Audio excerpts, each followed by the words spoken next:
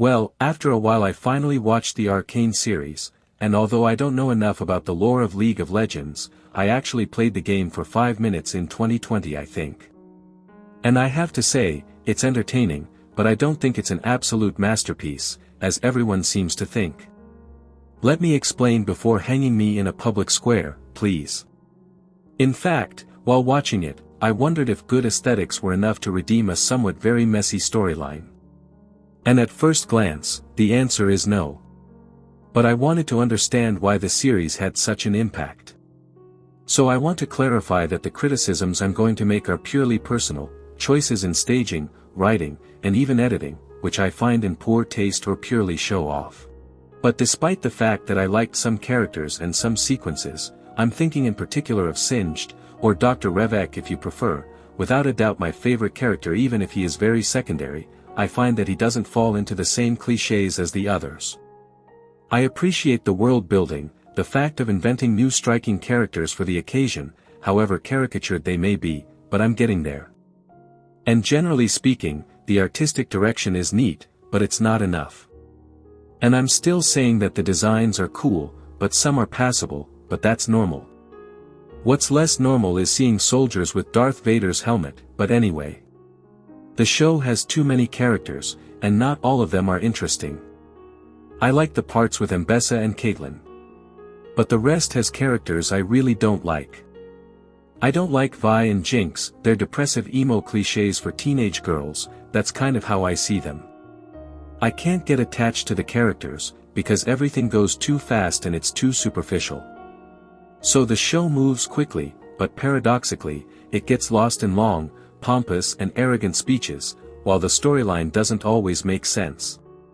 Like the fact of establishing martial law after the sewers leak, I think they confused martial law with a mid-20th century European dictatorship. Anyway. The storyline is based on a very adolescent worldview, but it could have worked if the characters didn't seem so serious. And to hear me out, you might think I didn't really like the show, but all the flaws I listed didn't stop some scenes from being truly excellent. I'm just saying that, aside from the undeniable beauty of the animation, the storyline isn't anything revolutionary and sometimes even draws on the worst clichés of modern entertainment, cinema or TV series. But I like some characters like Heimerdinger or Echo, even if they are a bit rushed, especially Heimerdinger. I like the sequences of a very poetic melancholy with the song, Wasteland, by Royal and the Serpent, even if for my taste there is too much deafening music video instead of instrumental music. Instead, the instrumental music is rather generic music, background music without any real melody. Much like Spider-Verse, I wonder if the importance of aesthetics hasn't gotten a bit out of hand. Even though it's a visual feat, a masterpiece in motion, if I may say so. The stories that go with it are incredibly banal. You feel like the whole thing is too much of a jumble for it all to come together in a satisfying way at the end. I guess the character of Jinx has a bit of the same effect on me as Harley Quinn.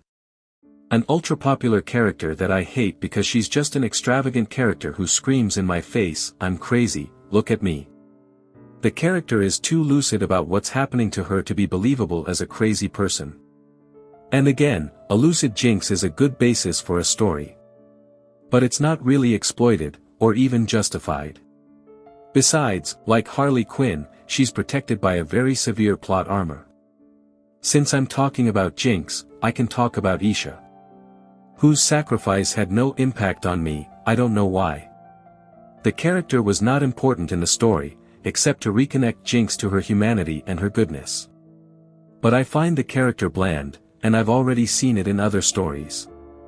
Next, I wanted to talk about Silco, the villain of Season 1 who, even in death, leaves a deep mark on our two heroines. He's a classic villain, who comes out with long and grand tirades about the human race, but where it works for Singed, it falls flat for Silco. He speaks too basically. He's an intelligent and sophisticated character, but the writers want us to feel too much that this is the case, and that's all that comes across from him. The moments when he's nice, if I may say so, are the best with him. So there you go, a little nuance. Even the characters I find average can be cool at times in my opinion. The stakes are either over-explained, completely dismissed, or meaningless. Caitlyn's multiple reversals are justified with ass. I know that when you're in love you're stupid, but for a sharp eye like Caitlyn, it makes no sense. And that's without mentioning the almost theological and philosophical dilemma surrounding Victor and Jace. Another failed theme about creation and the fact that everything in the evolution of nature's creations is done through coercion and elimination, a cruel process that Victor never raises, but Singed understood it well. The ethereal aspect of Jace and Victor's narrative arc completely contrasts with the social themes of the main plot. They don't really have any connection and only intersect occasionally, and never in a satisfying way. The finale accomplishes nothing for either plot. The only link is the theme of understanding the other and building trust, but it's very light and it's only on the surface. But the whole thing is undermined by a flashy, very TikTok-friendly style, serving a classic and incomplete story. Lacking impact and brilliance. The political aspect is also very cliched, and is even quite loose at times. The writers are rather at the center of all this, not knowing which way to dance. The wrongs are on both sides certainly. But the characters are too caricatured and the events too easy. Some arcs lead nowhere, like the duality between Caitlyn and Mbessa and Caitlyn's fascist turn. The fact that Echo fights with technological weapons while he symbolized the social aspect of Zaun, and that fundamentally, he would be symbolically against the technology responsible for all the misery, but it was necessary that he resemble his video game counterpart. Truth be told, the writers think the characters are super likable, but their sacrifices didn't stir any emotion in me. Absolutely nothing, not even a slight pang in my heart. Same goes for the Vander/Warwick twist. No impact, and an entire episode spent trying to cure him, only to end up with his death a few episodes later. The character was too cliched to be believable or even moving, like many others. Especially since his final fight against his daughters contains little emotional depth. The twist with Maddie comes out of nowhere, goes nowhere because it comes too late in the story, and we clearly didn't have enough scenes showing her supposed affection for Caitlyn.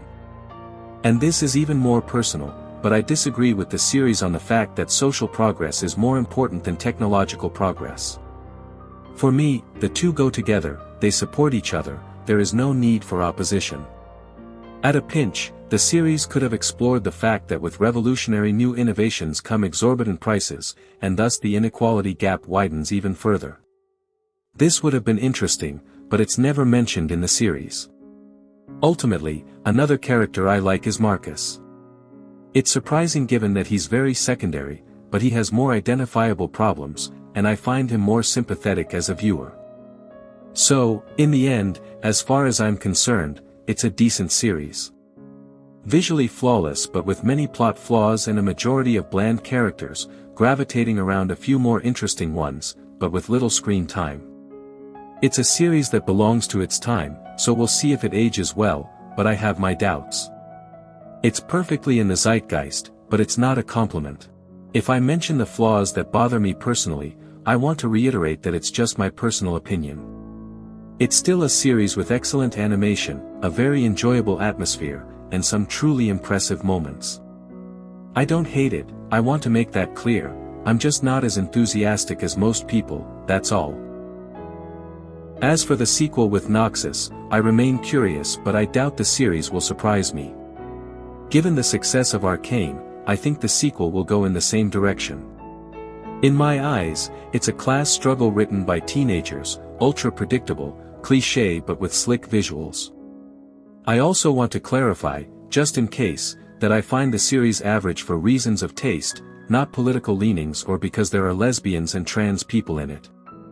I don't care about any of that. I blame the series for its cruel lack of renewal and new ideas, its lack of charismatic characters and the pretension of certain passages, that's it. I'd like to say that it's easy to be the finished work inspector, but I wanted to make a video on the subject to offer a more mixed opinion on a series that I find overrated. I'm sorry to those who liked the series if I came across as cold and haughty, but that's my thought. You have the right to like what you want, I'll even be happy to debate with you in the comments. I wish you a good day or a good night and see you next time.